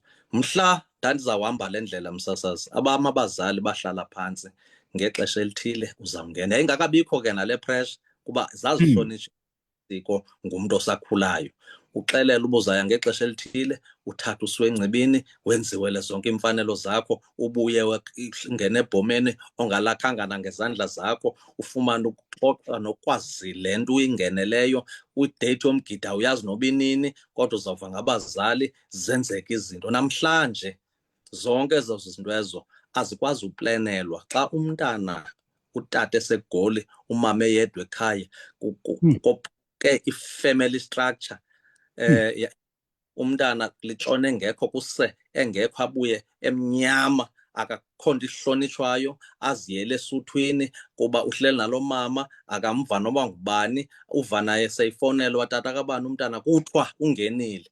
Utata akakabi namali yakwenza umsebenzi. Xa esithi iveki yesibini umntana uswelekile, akakabuyi nobuya eRhawutini. Zizinto esidibana nazo ezibuhlungu ezenzekayo. Ndiyava ke yena uba uthi akukho nomnye umntu obhubha engumkhwetha, kodwa ndinenkolo yokokuba zikhona ke iingxaki esijongene nazo ngokuna eziyinyani. Norhulumente akanqweneli into yoba ngade kuphuma abasebenzi, kubekho i-overtime, abantu besebenzana ngeweekend, kuhlangulwa abantwana ababe beshiywa kwezi ndawo. Kodwa kuba into enomphefumlo nenyama iyakufuna uhoywa xa kuphele isihoyo sokuqala esilusapho nokuhlala. Ithini indima yentombi, mandithi ke Mtungwa, intombi / amazibazana ngokwemeko yala maxesha? Ndithetha nje kuba ukuba ungakungene umnyango nomnyango kule nto idibene nolwaluko, uxinizelelo lwabantwana abazelwe ziintombi mhlawumbi ide inikwe inxiwa iziphumele, kodwa izinto ibe isazanzela apha ekhaya. Yes. Uqhekeko lweentsapho lude lukhokelele kwinto yokuba kungabikho mntu ufuna ukusondela kwindlela yokuncedakala. Yes. Njengoku seside sibone nezi event ziyile migidi, kuphume iphetshana, ubhalelwe ne-email kuthiwe uyamenywa emgidini, njengoba kuqala bekade kuthathwa inkwenkwe ikhwele kwinkabi ehashe iwele iqabele phaa, iyawuxela uba ngemini ethile kuzawube kulolu hlobo. Now, ndifuna ujonga indima yentombi / amazibazana iphi kule meko sikuyo yokuzama ukukhawulelana nale ntsindabadala iliphela singayifuniyo ukugqobha umba onento okwenza nolwaluko. Mhlawumbi ndawuphawula ke ngokungafani kwendawo. Yes. Ndazi uba umntana uyintombi, khange ayonyathela nkundla yandawo, khange kubekho nto ekugalelwayo ebunzini lakhe, khange kubekho nyama enkxuzwa emasini ayityiswe, khange kubekho tsiki. Iyakuxelela loo nto uba lo mntana ngowela khaya. Aba bantu bekufanele uba ngoomalume kuye ukuba mhlawumbi ebendile unina, athi xa ebuya kuthiwe mtshana nalilunda, yena ungumntana wela khaya. Ithetha ukuthi uba unina wakhe umakhulu ke kulo mntana olusiweyo, iziba ibiba nguninakhulu. Ewe. Intombi ibe lizibazana yona, bendisazi kodwa namhlanje kuthetha amaqhosha, thetha imali, iintombi zinamandla, ziyahlala entlanganisweni yekhaya ngokufanelekileyo ukuba zizele, kodwa bekusaziwa into yokokuba lona izibazana it's a preserved role of a figure of the family. Ndingayikhumsha umama ongumakhulu kulo mntana ubude ufumaniseke uba nalo mntana akathi mama kunina uthi sisi. Yeah. Okokuba lo mntana ukhula phantsi kobumama. Ndithetha ke ngokuna le nto kuthiwa yifiga yomzalikazi. Yeah. Athi sisi apho okanye sisana kubekho amagama ababizwa ngawo. Ze kuthi uba bakhona oobrother bakamama ubunothi bekutshatwe ngomalume, ibe ngabo oobhuti abazoba noxanduva lokokuba sizawude sibabe abantwana. Ze kuthi abantwana bezintombi wena uzawujongana nekhazi lalo msasazi bekusenziwa phambili. Wena uzafunda kuba aba bantwana ngabantwana ebebethathwa nguninakhulu njengoba unina wabo liphelo apha kuba ngumntana lo ayonyathela ndawo. So sikhula siyazi into yoba kukho loo ntlonipho phakathi kwekhaya, into yokuba abantwana bangazifilishi into kokuba hayi umama wethu ngulo kodwa akho tata.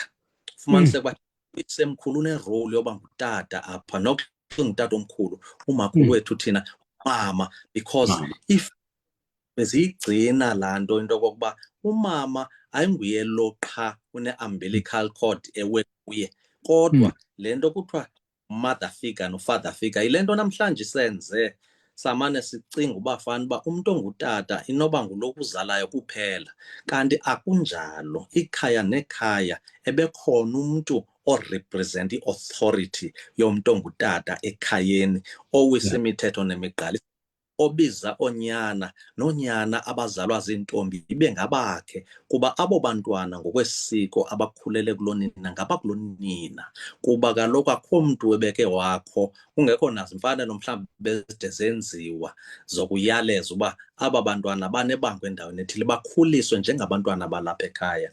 And ndithatha ngokuba ke ngu-100% maternal pure breed uba bendinoyibeka ngolo hlobo. So ezi zinto ana ke ngokuna nezo zinto mhlawumbi ke unothi omnye bekufihlwa izinto. Khumbula msasazi uba udadewethu unabantwana abathathu, mhlawumbi ayingobotata omnye, bekukhuselwa nezo zinto. Ungabi nabantwana abazothi behlela apha ekhaya banamehlo aqobileyo ngowuphoze neplastiki, ngowuphoze nempahla, ngowupho nazo. Ube nabantwana abakweli khaya ngokuna abanomoya osangeneyo ngaphakathi, into yoba njengamno wam utata undiphathelele. Bekukhuliswa aya ngee-values, bafundiswa abantwana ukuhlonipha, ze kuthi noba kuthengwe ezo zinto kuthiwe zigcine, ze bathi xa bethengelwe bonke abize kuthiwe nazi zakho izihlangu, kuba bekusayiwa abantwana bomntu omnye abathi xa bephuma ngegeyithi bakwazi ukukhuselana. Sekungcolelwene nje kwii-families, kukukrazuka nokudabuka phakathi emibilini yokufundisa abantwana izinto ngaphambi kwexesha bengakabikho semandleni okuzazi, bentemtem, ze akhule umntana enengqumbo yokwazi into okokuba engaphethekanga noba uthi hayi ucinga fanuba umalela izinto kuba hayi mna ndihleli ndinqandwa, kodwa abanye bayenza kuba unento asele ya at the back of his mind into okokuba andikhuli mna abadala. Kude kuthe phumani xa ufika abadala endlini nonke nina abancinci niyodlala.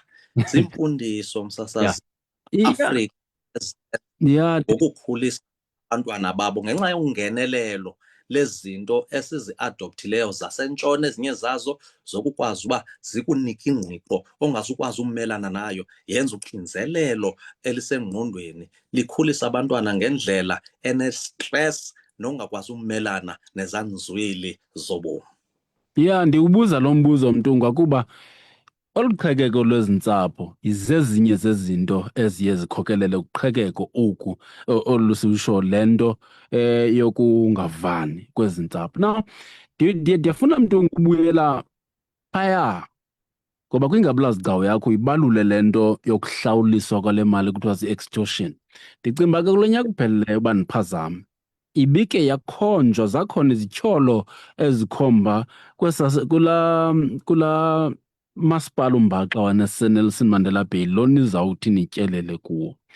Now leyo imeko nizawukhawulelana kanjani nayo njengale komiti siyayazi into yoba lulwaphulo-mthetho ukuba ngokwenene loo nto ikhoyo ifuna ke ngoku iiarhente zonyanzeliso-mthetho zithatha indawo, kodwa ngokwamandla eninawo njengekomiti nawucheba niyeke phi xa nifika kulowo mba?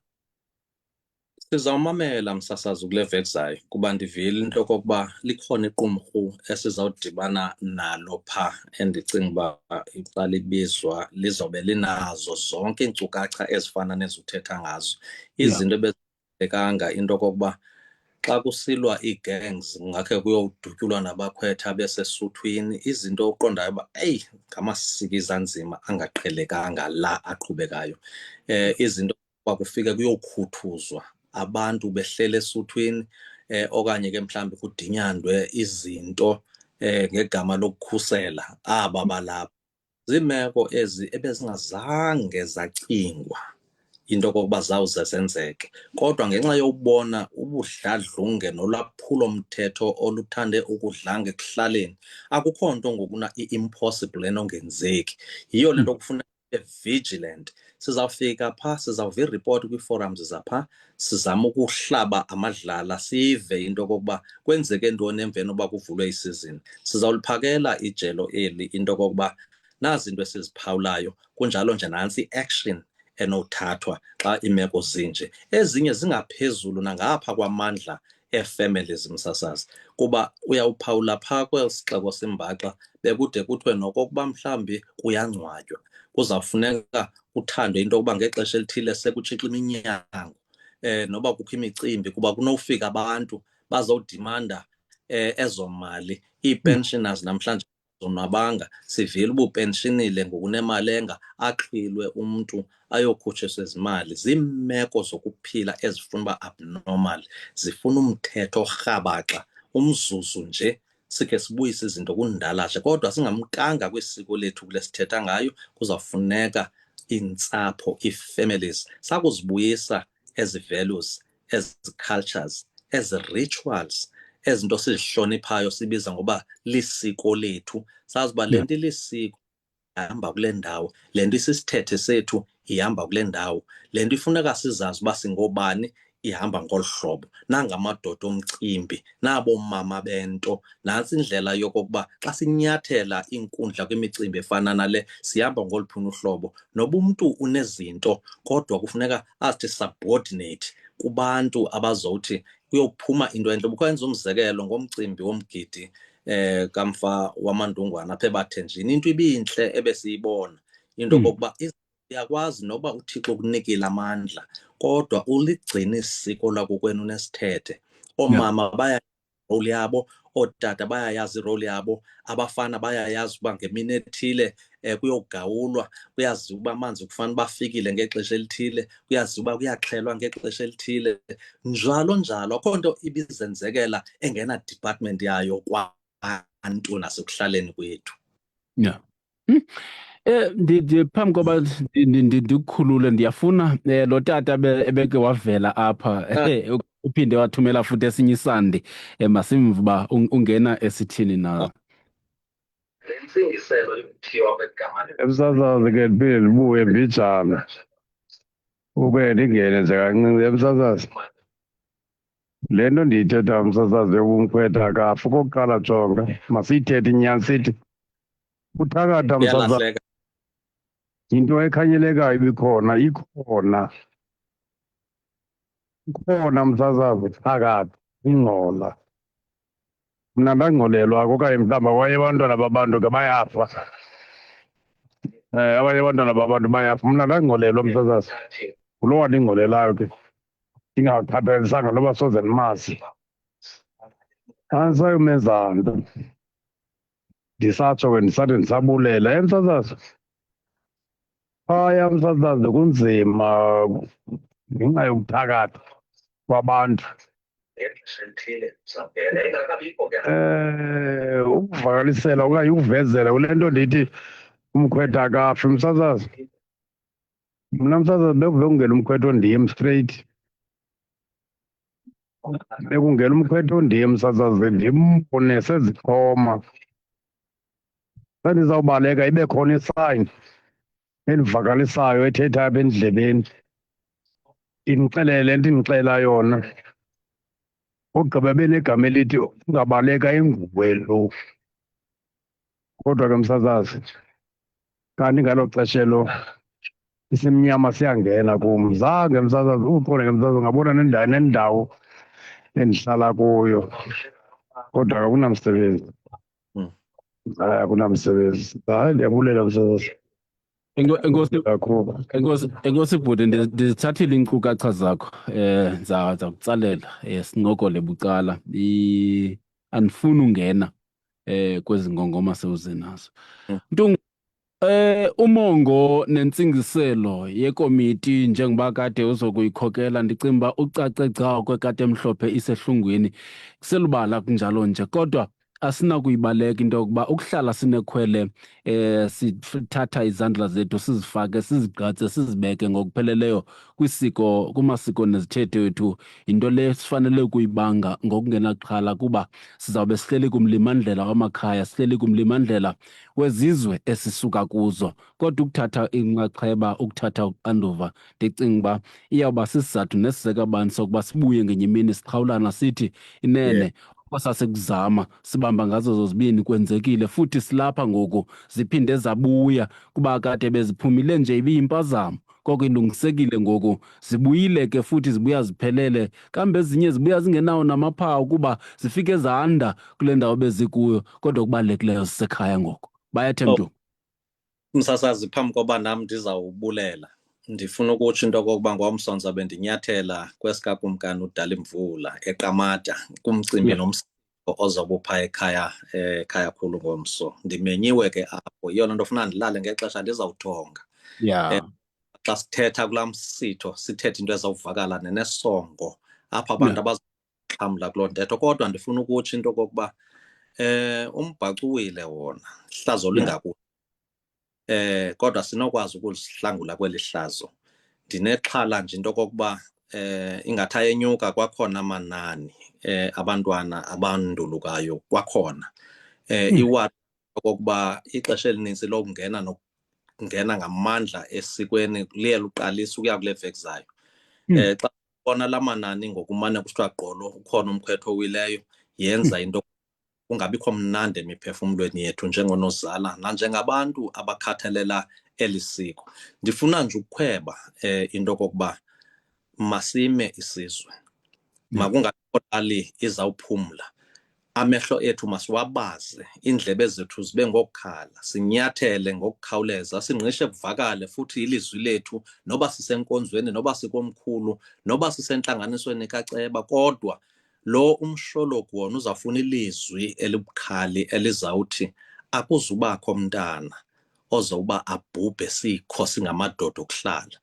Wonke umuntu azikhathaza, athunakale xa ibona uba ikhona into engahambi kakuhle. Kufuneka ii-tonsils ngoku apha emiqaleni, amadlala azokwazi uripota into yokuba kukhona okungahambi kakuhle kwiibhodi zethu. Ndinqweneleka into yokokuba abo bafana bazawungena, uThixo uQamata wethu akhwelete amathambo ngabo, bakhuseleke. Ze bathi mhla baphumayo bejonga ngasemva bazibuze umbuzo into yokokuba bendizitsholwe ngokwam into yokokuba ndiyindoda, khange ndiyithe mntu andincedise. Ibililizwi lam lodwa elitshoyo into yokokuba ndakuyiqabela le ndaba. Ze balisebenzise ke elo lizwi njengamadoda azayo, azawululama, akwazi into yokokuba akululamele isizwe, azawuwa amathamsanqa phezu kwabo, ibe ngabantwana bokolathwa kungatshixwa phezu kwamangcwaba abo. Bathi ixesha belinikiwe badlalisa ngalo bona. Ibe licamako elihle ke msasazi. Balala kuleyo. Enkosi kakhulu. Ndakhupha ke ngomkhaya wakho, lo mfo ngumfo waphaya kulaa ndawo kuthiwa kuseBuntingville, kuthiwa nguSiyabonga Ncane. Uthi Ixhoba yincwadi imbongi le, ngumfo owaziyo umcimbi wakhe. Bayethe Mtungu, siyabulela. Uncoya lo. Ngoya lo, nguye kanye. Bayethe tata. Enkosi bhuti.